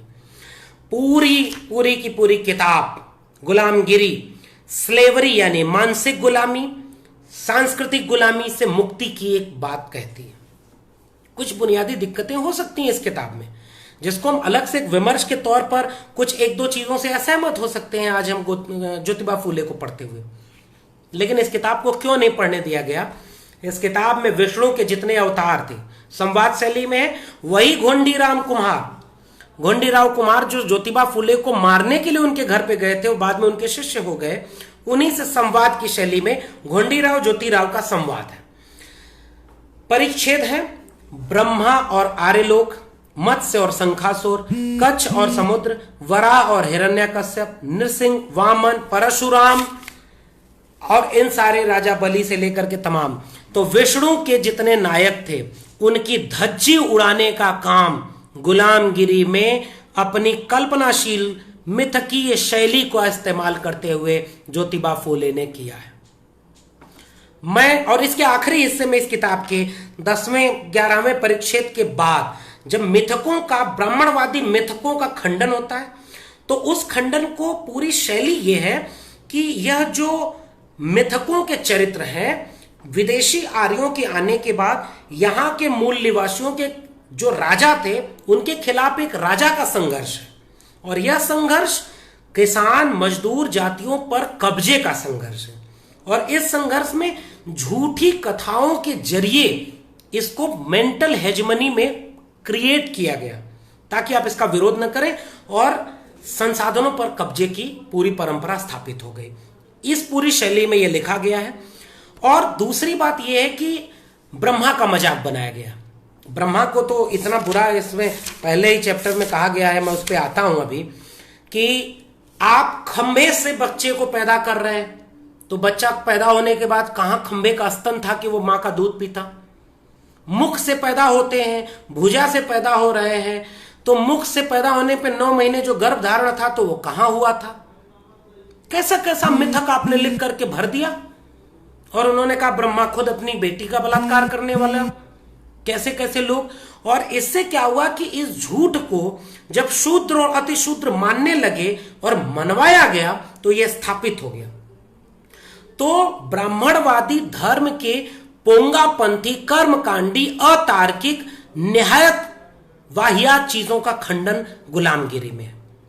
और इसी शैली में लिखा गया है कि वराह अवतार है तो सुअर का अवतार, सुअर का यह काम है तो वो तो मनुष्य कैसे हुआ। वामन अवतार है तो वामन कहां है। उसके बाद नृसिंह अवतार है तो खंबे से कैसे पैदा हो गए। और जहां जहां जो कृषक नेता थे, कृषक राजा थे, कामगार राजा थे, श्रमिक राजा थे, उनको राक्षस बना दिया गया। They are the protector of the land. उन्हें आपने दैत्य कह दिया, उन्हें आपने राक्षस कह दिया। तो ये डिस्कोर्स है। तो आपके राम कहा जाएंगे। और गेल आम्वेट का वो लेख आपको जरूर पढ़ना चाहिए, महात्मा बनाम महात्मा। आपका राम राज्य है। और यहां पर देखिए ज्योतिबा फूले ये कह रहे हैं कि आपने यहां के मूल निवासियों को तो मनुष्य ही नहीं समझा, और निहायत वाहियात अतार्किक चीजों को आपने हमारे ऊपर थोप करके हमें मानसिक रूप से गुलाम बना दिया। और उस गुलामी को स्थापित रखने के लिए क्या किया, हमें शिक्षा से दूर कर दिया, नौकरी से दूर कर दिया, और आज तक हम गुलाम बने हुए हैं। तो इस गुलामगिरी को घर घर पढ़ाइए। मिथकों से काउंटर किया है। और इस गुलामगिरी के आखिरी हिस्से में म्युनिसिपैलिटी में और नगर पालिका में, शिक्षा में किस तरह से आधुनिक शिक्षा आने के बाद भी ब्राह्मणवादी वर्चस्व, इसको भी काउंटर किया गया। और आखिरी में जाके वो टर्म इस्तेमाल करते हैं ब्राह्मण पुरोहित। ये नेक्सस है जो क्षत्रिय और वैश्य के साथ मिलकर के सारे संसाधन, शिक्षा, सब कुछ पर कब्जा किया हुआ है। शूद्र और अतिशूद्र, SC, ST, OBC, ये तीनों जातियां एक साथ इन सबसे वंचित हैं। तो आपको शिक्षा से वंचित किया गया। और गुलामगिरी में आखिरी में कहा जा रहा है जब तक आप शिक्षित नहीं होंगे, जब तक आप अपने मिथकों पर, झूठे मिथकों पर कब्जे करके ब्राह्मणों के मानसिक गुलाम बने रहेंगे, तब तक आपकी मुक्ति संभव नहीं है। और जब आपकी मुक्ति संभव नहीं है, आपकी डिग्निटी नहीं होगी, आपका स्वाभिमान नहीं होगा कि आप मनुष्य हैं। और जब आपने अपने आप को मनुष्य ही नहीं समझा तो आप एकजुट कैसे होंगे। और इसके लिए इस पूरी गुलामगिरी में कहा गया है कि छोटी छोटी जातियों को आपस में लड़ाया गया। कुर्मी लोहार से, लोहार बढ़ई से, बढ़ई जुलाहा से, जुलाहा मौर्या से, कुशवाहा से, और किसान जातियों से, और सब मिलकर के अछूत से। ज्योतिबा फूले कहते हैं निग्रो से सीखो, और सब मिलकर के ब्राह्मणवादी शास्त्रों और वर्ण व्यवस्था को ध्वस्त कर दो, तब तुम्हारी मुक्ति मिलेगी, तब तुम गुलामगिरी से मुक्त होगे। वरना तुम मानसिक रूप से गुलाम थे, हो और बने रहोगे। और तब मैं इसका अंश पढ़ने के पहले बस आखिरी बात कह दूं, उन्होंने कहा था कि व्हाइट्स ने निग्रो के लिए आंदोलन आगे आगे किया। हमारे यहां ब्राह्मण तो हमारे जाति के खिलाफ, जाति उन्मूलन के आंदोलनों के खिलाफ खुद खड़े हो गए। जैसे इनको जीवन भर जीने नहीं दिया, हमले कराए, जान से मारने के हमले कराए और आखिरी तक इनको उपेक्षित किया। आजाद हिंदुस्तान में जब इतिहास लिखा गया तो ज्योतिबा फुले इतिहास से गायब कर दिए गए। ज्योतिबा फुले को छोटा सा एक हिस्सा सत्य शोधक समाज चलाने वाले समाज सुधारक बनाया, इसलिए क्योंकि ब्राह्मण खुद आगे आकर के जाति व्यवस्था को टूटने की बात नहीं करते हैं। गुलामगिरी में ये कहते हैं कि शूद्रों और अतिशूद्रों, आज की भाषा में मैं कहूं तो ओबीसी, मौर्य, कुशवाहा, पटेल, नाई, बढ़ई, कुमार और उसके बाद शूद्रों में एससी, एसटी, तमाम जातियां, आप लोग आज इसलिए लड़ रहे हो कि आप में कौन ऊपर है, कौन क्षत्रिय है, कौन क्षत्रियों का बिछड़ा हुआ भाई है। और ज्योतिबा फुले से लेकर के अंबेडकर, बीपी मंडल तक कह रहे हैं ना आपको कभी शिक्षा मिली, ना आपको कुछ मिली। और गुलामगिरी के 15वें और 16वें अनुच्छेद में तो वो आके कह रहे हैं मुक्ति तुम्हारी तब होगी जब तुम शिक्षित होगे, संसाधनों पर हिस्सेदारी करोगे, और इसके लिए तुम्हें मानसिक गुलामी से मुक्ति होगी। और मानसिक गुलामी के लिए क्या है? शास्त्रों की गुलामी को तोड़ो, हिंदू धर्म तुम्हारे लिए नहीं है। इसलिए ज्योतिबा फुले को इतिहास में दबाया गया कि इस क्रांति को रोका जा सके। इसलिए मेरा मानना है कि इस किताब को आपको घर घर पढ़ना चाहिए और पढ़ाना चाहिए कि गुलामगिरी में गुलामी का मतलब क्या है। मैं अब इसके तमाम हिस्सों में से जो भूमिका है उसके कुछ बेहद जरूरी हिस्से आपके सामने पढ़ना चाहता हूं। जब से देश में ब्राह्मणों की सत्ता कायम हुई तब से लगातार शूद्र, अतिशूद्र, अछूत समाज के लोग जुल्म और शोषण के शिकार होते हैं। ये लोग हर तरह से यातनाएं झेल रहे हैं। इन लोगों को गंभीरता से सोचना चाहिए। इनके आगे ये लोग अपने आप को ब्राह्मण, पंडा, पुरोहितों के जुल्म से कैसे मुक्त कर सकते हैं, इस पर विचार करने की आवश्यकता है। इस पुस्तक को लिखने का उद्देश्य यही है। कहा जाता है कि इस देश में पुरोहितों, ब्राह्मणों को सत्ता पर काबिज हुए लगभग 3000 साल से भी ज्यादा समय हो गया। वे लोग परदेश से यहां पर आए, उन्होंने यहां के मूल निवासियों पर हमले करके इन लोगों को अपने घर द्वार और जगह जमीन जायदाद से भगा दिया और इन सभी को अपना गुलाम बनाया। सैकड़ों साल बीत जाने के बाद भी इन लोगों को बीते साल की घटनाओं की विस्मृतियां हुई देखकर कि हम परदेश से आकर यहाँ के मूल निवासियों को घर बार, जमीन जायदाद से खदेड़ कर इन्हें अपना गुलाम बनाए। इन बातों के प्रमाण को ब्राह्मण, पंडा, पुरोहितों ने तहस नहस कर दिया, यानी इतिहास बदल दिया गया। आज आप इसीलिए तो कभी कभी खुद को क्षत्रिय कहते हो, कभी कुमार, लुहार, बढ़ई, नाई आपस में कहते हैं हम तुमसे ज्यादा श्रेष्ठ हैं, हम तुमसे बड़े हैं। ओबीसी कहता है हम एससी से आगे हैं। यही तो किया कि उन्होंने इतिहास बंद कर दिया। और परशुराम जयंती भी हुई थी ना, इन्होंने कहा परशुराम को इतनी बार हुई, परशुराम को पढ़िएगा कितनी धज्जी उड़ाई है। और कहा गया कि आप अपने इतने झूठ और वाहियात चीजों को शास्त्रों में लिख दिए, स्मृतियों में लिख दिए और हमारे संघर्ष को गायब कर दिया। हिरणों का इतिहास शिकारी नहीं लिखते। ब्राह्मणों ने सोचा हमारा प्रभाव और वर्चस्व इन लोगों के दिलो दिमाग पर रहे और जिससे हमारा स्वार्थ फलता फूलता रहे, इसलिए उन्होंने कई तरह के हथकंडे अपनाए और वे सभी इसमें कामयाब भी रहे। आज भी तो कामयाब है। आजादी के 70 साल बाद ब्राह्मण कामयाब है। मैं अब ब्राह्मण को ब्राह्मणवाद कह रहा हूं। आज भी आपको आपस में लड़वा रहा है और आपको शिक्षा से, संसाधन से, किसानों को, मजदूरों के सवालों से बाहर किए हुए। ज्योतिबा फुले तब लिख रहे थे क्योंकि उस समय ये लोग सत्ता की दृष्टि से पहले ही पराधीन हुए थे और बाद में ब्राह्मण पुरोहितों ने इन्हें ज्ञानहीन, बुद्धिहीन बना दिया, जिसका परिणाम यह हुआ कि ब्राह्मण, पंडा, पुरोहितों के दाव पेच इनमें से किसी के भी ध्यान में नहीं आ सके। ब्राह्मण पुरोहितों ने इन पर अपना वर्चस्व कायम किया और इन्हें हमेशा हमेशा के लिए अपना गुलाम बनाए रखने के लिए केवल निजी हितों के मद्देनजर रखकर कई बनावटी ग्रंथों की रचना करके कामयाबी हासिल कर दी। आज आप उनकी पूजा कर रहे हैं, आप रामायण महाभारत बैठ के देख रहे हैं अपने घरों में, दलित, पिछड़े, आदिवासियों। आप अपने मसीहाओं को पढ़ते नहीं। ये मानसिक गुलामी है और आप गुलाम हैं अकॉर्डिंग टू ज्योतिबा फुले। फुले को नहीं पता था कि इतने साल बाद भी आप गुलाम रहेंगे। उन नकली ग्रंथों में उन्होंने यह दिखाने की पूरी कोशिश की कि उन्हें जो विशेष अधिकार प्राप्त है वे सब ईश्वर द्वारा प्राप्त है। इस तरह का झूठा प्रचार उस समय के अनपढ़ लोगों में किया गया और उस समय के शूद्र अतिशूद्रों में मानसिक गुलामी के बीज बोए गए। उन ग्रंथों में यह भी लिखा गया कि शूद्रों को ब्रह्मा के द्वारा पैदा करने का उद्देश्य बस इतना ही था कि वे ब्राह्मणों की सेवा में हमेशा लगे रहें और पुरोहितों के विरुद्ध कुछ भी नहीं कर सकते, और ऐसा करने से ही ईश्वर को प्राप्त कर सकेंगे और अपना जीवन सार्थक बनाएंगे। तो ओबीसी सत्यनारायण भगवान की कथा करा रहे हैं, अपने यज्ञ हवन करा रहे हैं, भाई करो। आपके महानायक ये कह रहे थे कि ये ब्राह्मणों की साजिश है कि तुम उनके गुलाम हो, मानसिक गुलाम हो, और आज आप भी गुलाम है। पढ़ो ना भाई, गुलामगिरी तो पढ़ लो। लेकिन उनके इन ग्रंथों के बारे में किसी ने कुछ सोचा होता कि यह बात कहां तक सही है, वे अधिकार क्या ईश्वर द्वारा प्राप्त हैं? तो उन्हें इसकी सच्चाई तुरंत समझ में आ जाती है। ब्राह्मण पुरोहित वर्ग के भाई हैं जिन्हें भाई कहने में भी शर्म आती है, क्योंकि उन्होंने शूद्रों अतिशूद्रों को पूरी तरह तबाह कर दिया। आज हम बच बच के सोशल जस्टिस की बात करते हैं, और आज हम ब्राह्मण हैं तो हम तुरंत आहत हो जाते हैं कि ब्राह्मण को गाली दे रहा है।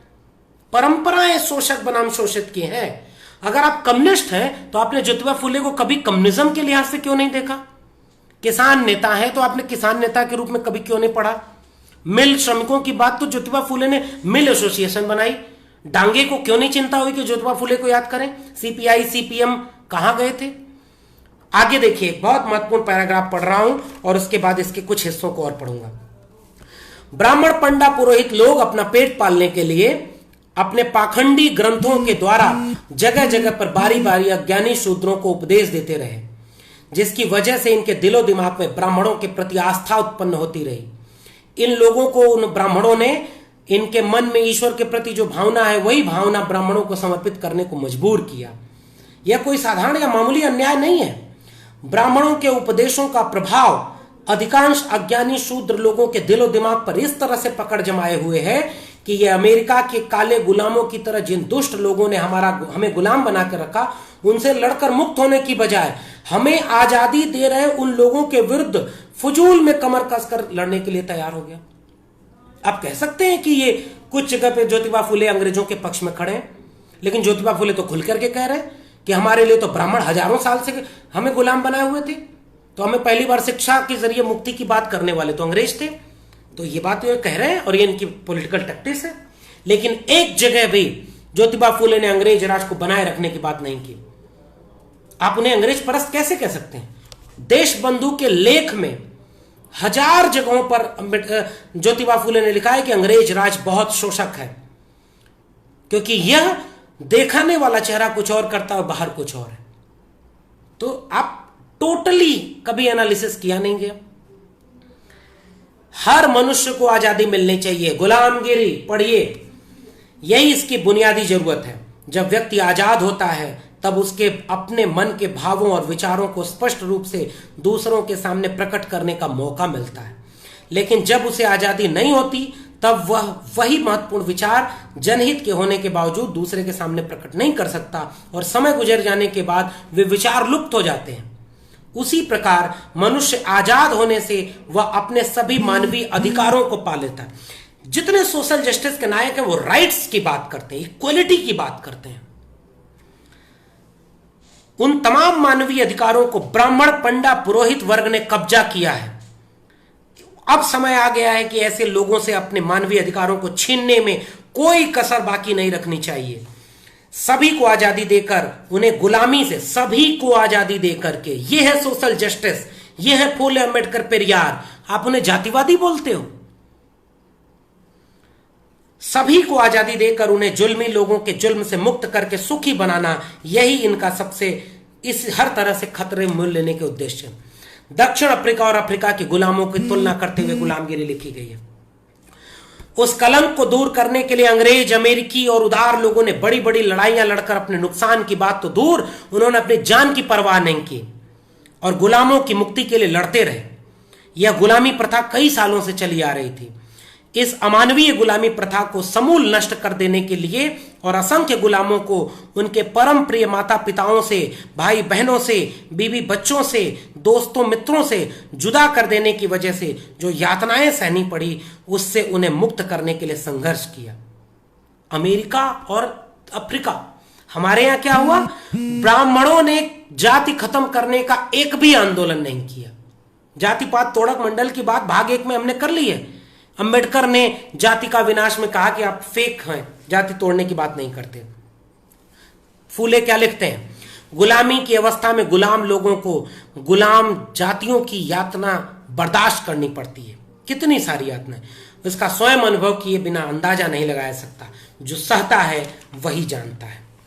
और उसके बाद ज्योतिबा फूले विस्तार में ये कहते हैं कि अब हमें महिलाओं की मुक्ति, शूद्रों अतिशूद्रों की मुक्ति, कामगार श्रमिकों किसानों की मुक्ति की लड़ाई लड़नी पड़ेगी। और जो लड़ाई मानसिक गुलामी से मुक्त हुए बिना नहीं लड़ी जा सकती। और मानसिक गुलामी किस तरह से हमारे सामने ये है। और उसके बाद फिर इस पूरे मिथक में एक महत्वपूर्ण बात आती है। आज ब्राह्मणों की तुलना में शुद्ध अतिशूद्रों की संख्या तकरीबन 10 गुना से ज्यादा है। फिर भी ब्राह्मणों ने अतिशूद्रों शूद्रों को कैसे मटियामेट कर दिया, कैसे गुलाम बना दिया। इसका जवाब यह है कि एक बुद्धिमान चतुर आदमी 10 अज्ञानी लोगों के दिलो दिमाग को अपने पास गिरवी रख सकता है। और दूसरी बात यह है कि वे 10 अनपढ़ लोग यदि एक ही मत के होते तो उन्होंने उस बुद्धिमान चतुर आदमी की दाल न गलने दी होती। तो ओबीसी, एससी, एसटी एक मत हुए? नहीं हुए। धार्मिक सांस्कृतिक गुलामी, सामाजिक गुलामी, लड़वाने वाला कोई और आप आज लड़ते रहो। फूले कह रहे थे यदि एक ही मत के ये अनपढ़ 10 लोग होते, उन्होंने उस बुद्धिमान चतुर आदमी की दाल न गलने दी होती, एक न चलने दी होती। किंतु ये 10 लोग 10 अलग अलग मतों के होने की वजह से ब्राह्मणों पुरोहितों जैसे धूर्त पाखंडी लोगों के जाल में फंस गए। उन धूर्त पाखंडियों को, इन 10 भिन्न भिन्न मतवादी लोगों को अपने जाल में फंसाने में कठिनाई नहीं हुई। उसी तरह शूद्रों अतिशूद्रों की विचार प्रणाली एक दूसरे से मेल न करे, इसलिए प्राचीन काल के ब्राह्मण पुरोहितों ने बहुत बड़ी धूर्ततापूर्ण और बदमाशी भरी विचारधारा खोज ली और उन्होंने प्रेम करने की बजाय जहर के बीज बोए।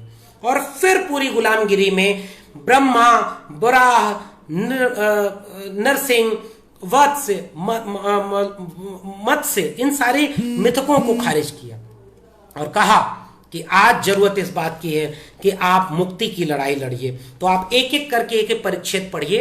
पहले परिच्छेद में ब्रह्मा की ऐसी तैसी करना, कितना चरित्रहीन व्यक्ति था, कितना बुरा काम करता था, फिर भी इसे मसीहा बनाया गया। और कहा गया कि ब्रह्मा विराट पुरुष के मुख से वो गर्भधारण कहां हुआ?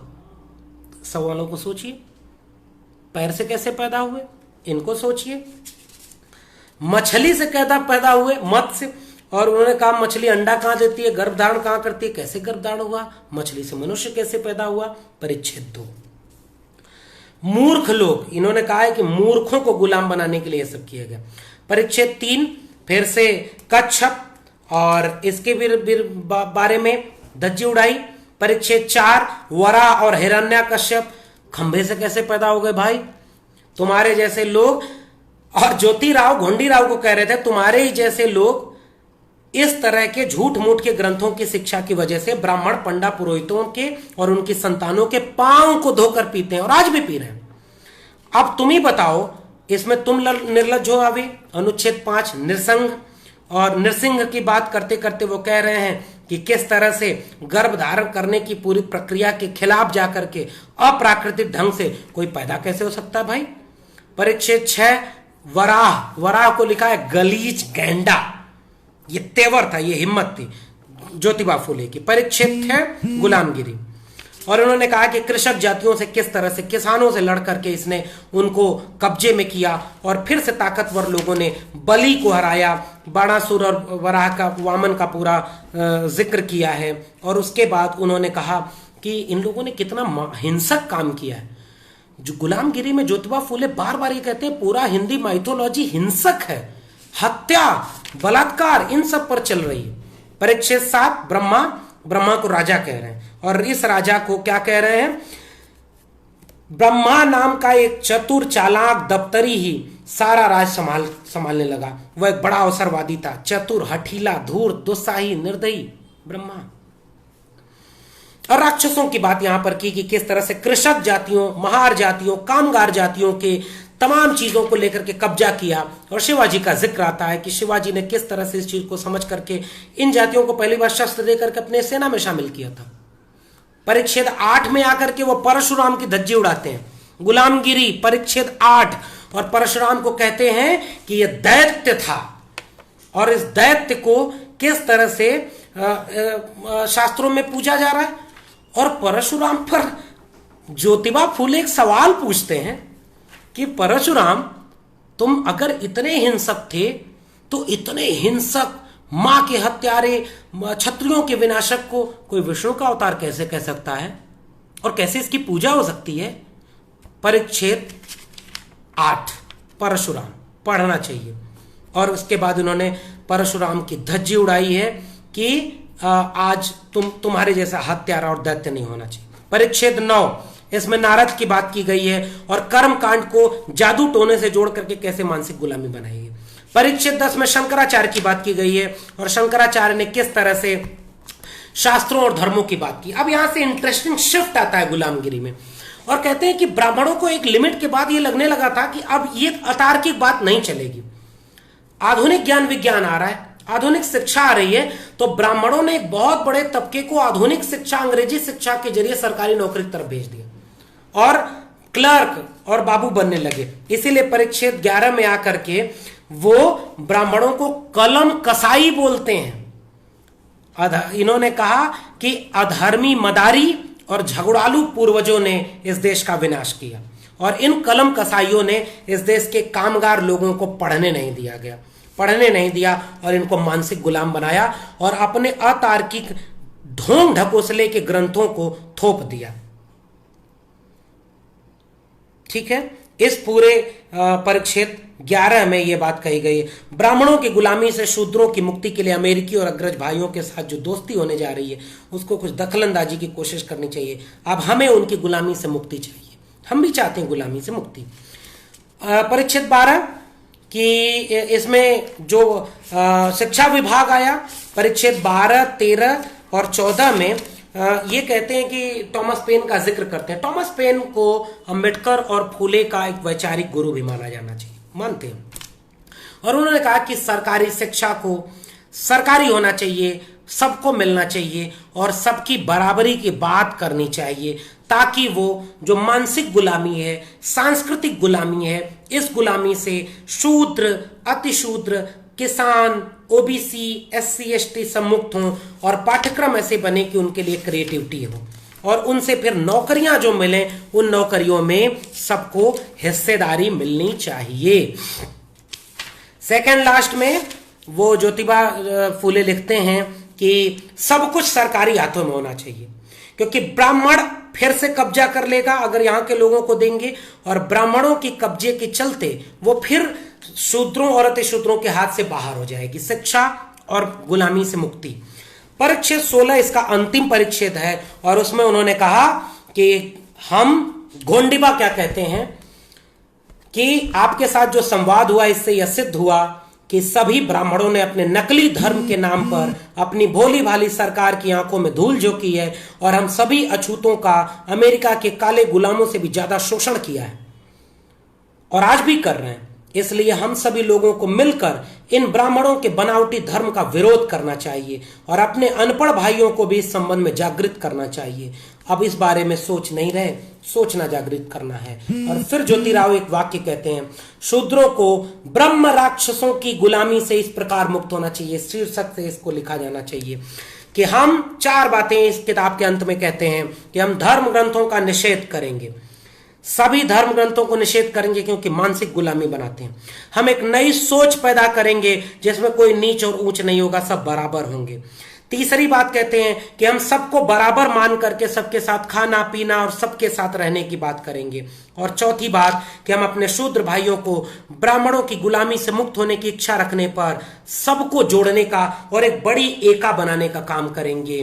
तो ज्योतिबा फूले इस पूरी एका बनाने के क्रम में आखिरी वक्त में अपने जीवन में लकवे का शिकार होते हैं और आखिरी में सार्वजनिक सत्य करके एक किताब लिखते हैं और उनकी आखिरी किताब है जो सार्वजनिक सत्याचरण धर्म है, उसको लेकर के उन्होंने वो किताब लिखी। और उसके बाद ज्योतिबा फूले की मृत्यु होती है 1890 में। 63 वर्ष की उम्र में, बहुत कम उम्र में ये चले गए। मुझे लगता है कि मैंने जो कुछ भी, थोड़ा वक्त ज़्यादा ले लिया, मैं फिर से अपनी बात को समराइज करता हूं। ज्योतिबा फूले को एक एजुकेशनिस्ट, मॉडर्न थिंकर के रूप में, वर्ल्ड नॉलेज के लिहाज से भारत के राष्ट्र निर्माता की जगह देनी होगी, एजुकेशनिस्ट। दूसरी बात कि जेंडर इक्वलिटी की लड़ाई, जेंडर जस्टिस की लड़ाई, सोशल जस्टिस की लड़ाई में कितनी जरूरी है, इसको ज्योतिबा फूले अपनी पत्नी सावित्रीबाई फूले के साथ मिलकर के अकेले सिद्ध करते हैं। और विधवाओं के विवाह और स्कूली शिक्षा, लड़कियों के लिए शिक्षा से लेकर के महिलाओं के लिए जाने कितना काम, जेंडर जस्टिस में ज्योतिबा फूले को जगह देनी होगी। तीसरा, किसानों और श्रमिकों के आंदोलनकारी नेता के रूप में, जिसमें राइट, लेफ्ट और सेंटर सबने धोखा दिया है सोशल जस्टिस के नायकों के साथ, किसान नेता और मजदूर नेता ज्योतिबा फूले को एक छवि के रूप में आपको पढ़ना होगा। चौथी बात, गुलामगिरी यानी मानसिक गुलामी, कल्चरल हेजिमनी, कल्चरल स्लेवरी, और इसको कल्चरल हेजिमनी को ब्राह्मण शास्त्रों के ध्वस्त करने के साथ हमें पढ़ना पढ़ाना होगा।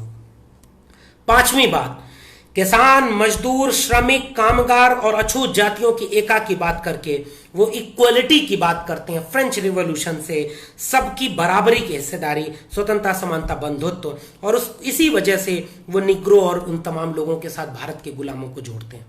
तो आज SC, ST, OBC को अगर एकजुट होना है, ब्राह्मणिकल हेजिमनी को चैलेंज करना है, तो उन्हें अंबेडकर के साथ पेरियार और फूले को पढ़ना होगा। ज्योतिबा फूले जैसे डॉक्टर अंबेडकर अपना गुरु मानते थे, उनको पढ़ना होगा। धनंजय कीर की जीवनी पढ़िए, ज्योति चरित्र पढ़िए, NBT से किताब आई है।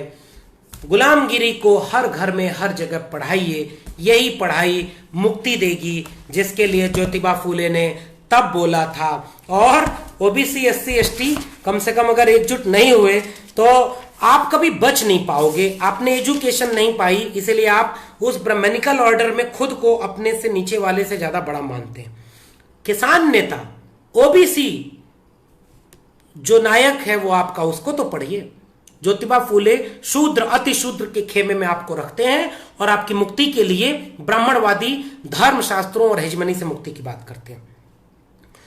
और इन्होंने कुछ कविताएं लिखी हैं, पंवाड़ा जिसे कहते हैं मराठी में, उन्होंने अभंग और पंवाड़े लिखे हैं। कई पंवाड़े तो विवाह के गीतों में गाए जाते थे, जब शक्त शुद्धक समाज पंडित पुरोहितों को बाहर करता था। इन पंवाड़ों के साथ मैं अपनी बात खत्म करूंगा। कहता हूं मैं अपने अनुभव की बातें, कहता हूं मैं दिल से अपनी बातें। सब जाति के लोगों को चुन लो, दो सबको संख्या के बल से, सबका काम अलग अलग तय कर लो। अनुदित है इसलिए ऐसा है। होगा सबके सुख का साधन, मैंने गलती से अवगत कराया, एक जाति के खतरे से जगाया, शूद्रों को मैंने बंद दरवाजे दिखलाया, एक जाति के सब मिलकर देश को ठगते, शेष सारे मुंह ताकते रहते, न करो एक जाति की भर्ती, ज्योतिराव कहते, होलकर बोरियां भर भर कर ले जाते। और आखिरी में ज्योतिबा फूले की बात अगर आप माने तो सब हर दिन एक जगह ही मिलते, शूद्रों की कोई परवाह नहीं करते, राजा धर्मशील कहलाते, अब पीछे क्यों हट जाते, पढ़ाओ इन्हें केवल दो अक्षरों की पहचान, निषेध कर दो कहे ज्योतिराव मेहरबान। सत्ता जूतियां बिना पांव चले हल के पीछे दिन रात, हाँकते हैं बैलों को गीतों को गाते गाते। सत्ता की मस्ती में उनकी शिक्षा बंद कर दी, शूद्रों ने स्वीकार कर लिया हमेशा के लिए। मन उजल कर खाक हो गया जब अंग्रेज आया, ज्ञान रूपी माँ ने हमको दूध पिलाया। अब तो तुम भी पीछे न जाओ, आओ भाइयों, पूरी तरह जला के खाक कर दो मनुवाद को, हम शिक्षा पाते ही पाएंगे वह सुख, पढ़ लो मेरा लेख ज्योतिराव कहें। बहुत बहुत शुक्रिया, फिर मिलेंगे और आपके सवाल होंगे तो उसका जवाब कमेंट में दूंगा। और इस सामाजिक न्याय की पाठशाला में आपको कैसा लगा कमेंट करके जरूर आप अपना जवाब दीजिएगा। ज्योतिराव फूले के बारे में अगर आप और कुछ जानना चाहेंगे तो हम कमेंट में बात करेंगे। मैं इसे यूट्यूब चैनल पे डालूंगा, उसे भी आप देख सकते हैं। और फिर इसकी तीसरी कड़ी में हम 1-2 दिन के भीतर फिर से मिलेंगे। तब तक के लिए बस आपसे इतना ही कि देखिए कल्चरल हेजिमनी एक माली सिखा के गया है। सुनील खिलनानी के इस किताब को फिर से याद करते हुए मैं यही कहूँगा कि सभ्यता के इस बंजर बगीचे को आज माली की जरूरत है, और वो माली आपको फूले, पेरियार, अंबेडकर, भगत सिंह, सावित्रीबाई फूले, बिरसा मुंडा, बीपी मंडल की तरह मिलेंगे। आइए कांटों को निकालते हैं, इस बगीचे को खूबसूरत बनाते हैं, किसी के खिलाफ नहीं, सबके लिए बराबर। जल्दी मिलेंगे सामाजिक न्याय की पाठशाला में। बहुत बहुत शुक्रिया। जय भीम, जय मंडल।